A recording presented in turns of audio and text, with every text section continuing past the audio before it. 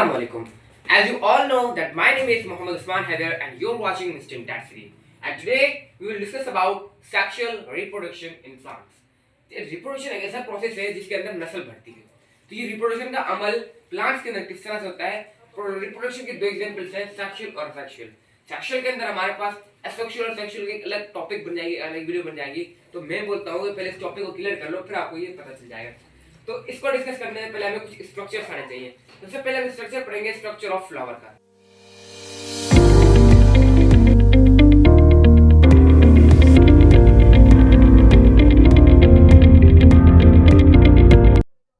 तो बेटा ये जो है हमने बनाया है फ्लावर का स्ट्रक्चर।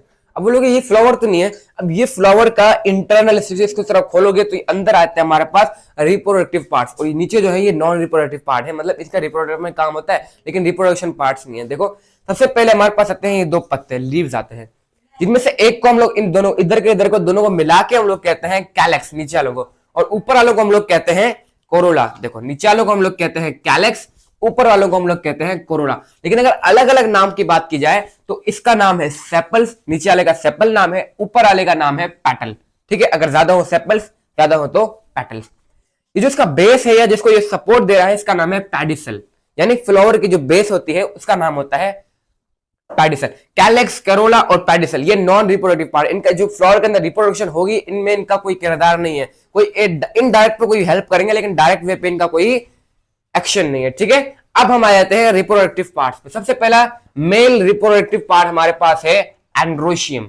एंड्रोशियम और इसका दूसरा नाम है स्टेमन। अब इसका स्ट्रक्चर अलग हम पढ़ेंगे इसी वीडियो में कि स्टेमन का स्ट्रक्चर। एंड्रोशियम, स्टेमन इसके दो नाम है, इसका एक और नाम भी है जो है माइक्रोस्पोरोफाइल। ठीक है, सॉरी हाँ, माइक्रोस्पोरोफाइल। अब हम आ जाते हैं इस पे फीमेल रिप्रोडक्टिव पार्ट पे। देखो फीमेल रिप्रोडक्टिव उसका नाम था एंड्रोशियम, फीमेल रिप्रोडक्टिव पार्ट का नाम है गाइनोशियम, और दूसरा इसका नाम है कार्पल। कुछ कुछ बुक्स में इसमें पिस्टल भी कहा गया है, लेकिन जैसे उसका हमने नाम रखा था माइक्रोस्पोरोफाइल, तो इसका नाम होगा मेगास्पोरोफाइल। अब उसको माइक्रो क्यों बोल रहे हैं, इसको मेगा क्यों बोल रहे हैं, ये आपको आगे चल के वीडियो में समझ में आ जाएगा। अब देखो आप गौर करो स्ट्रक्चर में कि एंड्रोशियम या फिर स्टेमन जो है वो हमारे पास बहुत है, यानी मेल रिप्रोडक्टिव पार्ट हमारे पास एक नहीं है, बहुत है। लेकिन फीमेल रिप्रोडक्टिव पार्ट जिसको हम कार्पल, पिस्टल, गाइनोशियम या फिर मेगास्पोरोफाइल कह रहे हैं, वो हमारे पास सिर्फ एक है। इसके अंदर हम स्ट्रक्चर पढ़ेंगे। तो ये था स्ट्रक्चर ऑफ फ्लावर। अब हम डिस्कस करते हैं स्ट्रक्चर ऑफ स्टेमन, उसके बाद डिस्कस करेंगे स्ट्रक्चर ऑफ पेपर। अब चलो अभी हम डिस्कस करते हैं स्ट्रक्चर ऑफ स्टेमन। इसका दूसरा नाम हमारे पास है माइक्रोस्पोरोफाइल। अब माइक्रो क्यों बोल रहे थे, क्योंकि ये जो है साइज में थोड़ा माइक्रो है, बाकी जो हमारे पास आगे हम पढ़ेंगे कार्पल, वो साइज में थोड़ा बड़ा है, इसलिए उसका हम इस्तेमाल करते हैं मेगा। अब स्टेमन का दूसरा नाम एंड्रोशियम भी है, और इसके अलावा हम इसको माइक्रोस्पोरोफाइल भी कहते हैं। इसकी स्ट्रक्चर में जो हम देख रहे थे ये ऊपर वाली है, इसको हम लोग कहते हैं एंथर। असल काम इसका होता है एंथर का। ठीक है, फिलामेंट जो है ये जोड़ने का काम करती है, आप इसको कह सकते हो एज अ बेस बिहेव करती है। ठीक है, इसका नाम है फिलामेंट और इसका नाम है एंथर। अब ये जो एंथर है इसको थोड़ा जूम करके इसको थोड़ा सा खोलते हैं, ये हमारे पास है एंथर। क्या है ये, हमारे पास है एंथर। अब ये जो एंथर है इसके अंदर आपको ये चार दिख रहे हैं, 1 2 3 4, ये चार हमारे पास, इनमें से एक उठा लो, ये एक हमारे पास क्या है, ये एक हमारे पास है पोलन सैक, अगर ज्यादा तो पोलन सैक्स। इसकी तादाद एक एंथर के अंदर कितनी होती है, 2 से 4, यानी 2 भी हो सकती है, 3 भी हो सकती है, 4 भी हो सकती है। इधर मैंने 4 बनाए। अब इस एक पोलन सेक के अंदर हमारे पास एक नहीं होता, एक हमारे पास माइक्रोस्पोरो मदर सेल होता है। ठीक है, क्या होता है, माइक्रोस्पोरो मदर सेल। फिर समझो, इस एंथर के अंदर पोलन सेक होता है, और पोलन सेक के अंदर हमारे पास होता है माइक्रोस्पोरो मदर सेल। अब माइक्रोस्पोरो मदर सेल क्या करता है, मियोटिक डिवीजन से डिस्ट्रीब्यूट होता है। मियोटिक डिवीजन कैसे हो रही है, वो यहां पर देखो, यहां पे जो हमारे पास माइक्रोस्पोरो मदर सेल है वो 2n है, यानी क्रोमोसोम की तादाद स्टेबल है। अब ये जैसे मियोसिस 1 हुई तो हमारे पास क्रोमोसोम की तादाद क्या हो गई, हाफ हो गई। इधर भी मैंने n लिख लिया, इधर भी n लिख लिया। फिर ये एक मियोसिस 2 हुई, फिर ये 2 में तकसीम हो गए 2, लेकिन मियोसिस की क्रोमोसोम की तादाद सेम रही। अब इनमें से ये 2 जो है मिलके और ये 2 मिलके एक हमारे पास बना देती हैं पोलन ग्रेन। इस एक स्ट्रक्चर को हम लोग कहते हैं पोलन ग्रेन। अब पोलन ग्रेन के अंदर 2 या 3 सेल्ड स्ट्रक्चर, फर्टिलाइजेशन होती है उससे पहले हमारे पास 2 होते हैं, लेकिन फर्टिलाइजेशन होने के बाद जो है, मतलब जब फर्टिलाइजेशन हो रही होती है तो हमारे पास 3 सेल्ड स्ट्रक्चर होते हैं।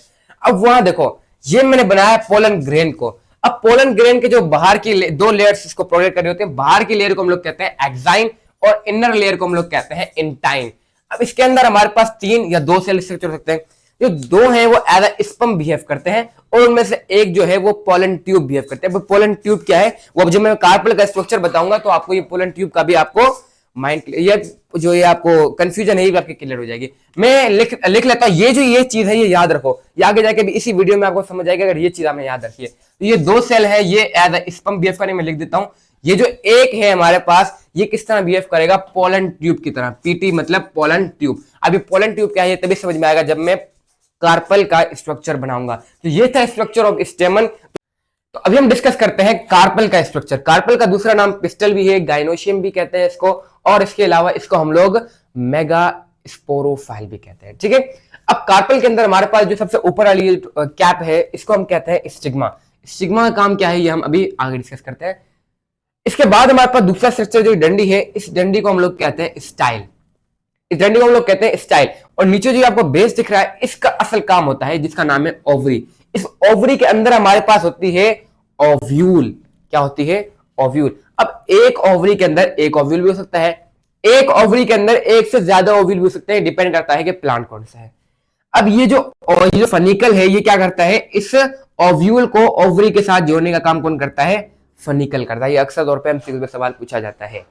आगे चलते हैं और इसको हम ओव्यूल को डिस्कस करते हैं कि ये ओव्यूल जो है ओव्यूल का क्या काम है। ओव्यूल को और गहराई से जूम करके देख सकते हैं कि ओव्यूल के किस तरह का स्ट्रक्चर है। ये हमारे पास है ओव्यूल का स्ट्रक्चर। देख के थोड़ा हैरान होंगे, उधर तो इतना सिंपल सा ओव्यूल बना था। यही तो है अल्लाह की कुदरत। मतलब इतनी सी छोटी चीज को जब जूम करोगे तो ये पता नहीं क्या दिख गया। तो ये हमारे पास है ओव्यूल का स्ट्रक्चर। देखो शुरुआत करते हैं, इंशाल्लाह जब समझोगे तो आपको और आसान लगेगा। इसकी हमारे पास ये दो जो है कवरिंग है, क्या है? दो लेयर्स है। जो आउटर लेयर है उसको हम लोग कहते हैं आउटर इंटीग्यूमेंट। समझ रहे हो? बाहर वाली लेयर ये पूरी दिख रही है लेयर, इसको हम लोग कहेंगे यहां तक ये है आउटर इंटीग्यूमेंट। और जो इनर है ये वाली दिख रही है इनर वाली, इसको हम लोग कहेंगे इनर इंटीग्यूमेंट। आउटर वाले को आउटर इंटीग्यूमेंट, इनर वाले को इनर इंटीग्यूमेंट। ठीक है, ये समझ में आ गया। अब आउटर और इनर हो गया। अभी बीच में जितना भी ये वाला स्पेस है इस स्पेस को हम लोग कहेंगे न्यूक्लियस, और कहीं कहीं इसको न्यूक्लियस भी कहा जाता है। ठीक है, अब इस न्यूक्लियस के अंदर ये जो आपको आंख जैसा स्ट्रक्चर दिख रहा है, इस आंख जैसे स्ट्रक्चर को हम लोग कहते हैं एम्ब्रियो सैक। क्या कहते हैं? Embryo sac. ये ऊपर ऊपर ग्रीन मार्कर से दिख रहा है इसको हम लोग कहते हैं चलाजा। क्या कहते हैं? चलाजा। ये कहीं कहीं इसको चलजा भी पढ़ा जाता है। ठीक है, मैंने जो पहले डिस्कस किया था कि इस ओवरी को ये जो फनिकल क्या काम करता है, इस ओव्यूल को ओवरी के साथ जोड़ने का काम करता है। तो ये इस तरह का स्ट्रक्चर होता है। ठीक है, अब इस एम्ब्रियो सैक के अंदर ये जो कुछ दिख रहे हैं स्ट्रक्चर इनको डिस्कस करते हैं। इस एम्ब्रियो सैक के अंदर ये जो बीच में आपको दिख रहा है इसको हम लोग कहते हैं सेकेंडरी न्यूक्लियस। इसको हम कहते हैं सेकेंडरी न्यूक्लियस। सेकेंडरी न्यूक्लियस इसलिए कहते हैं क्योंकि इसके अंदर हमारे पास दो न्यूक्लियस होते हैं। ये जो दिखा है स्ट्रक्चर इसको हम लोग कहते हैं एग, और एग के नीचे जो दो सेल हैं, ये क्या? एक सेल है, ये एक सेल है और इसके नीचे दो सेल है। इन दोनों सेल को हम लोग कहते हैं साइनरगिट्स। क्या है? साइनरगिट्स। और जो ऊपर वाले तीन सेल हैं इनको हम लोग कहते हैं एंटीपोडल्स। जगह नहीं थी लिखने की, लेकिन आपको जो है वो नीचे लिखा हुआ मिलेगा। इसको हम लोग कहते हैं साइनरगिट्स और ऊपर को हम लोग कहते हैं एंटीपोडल्स।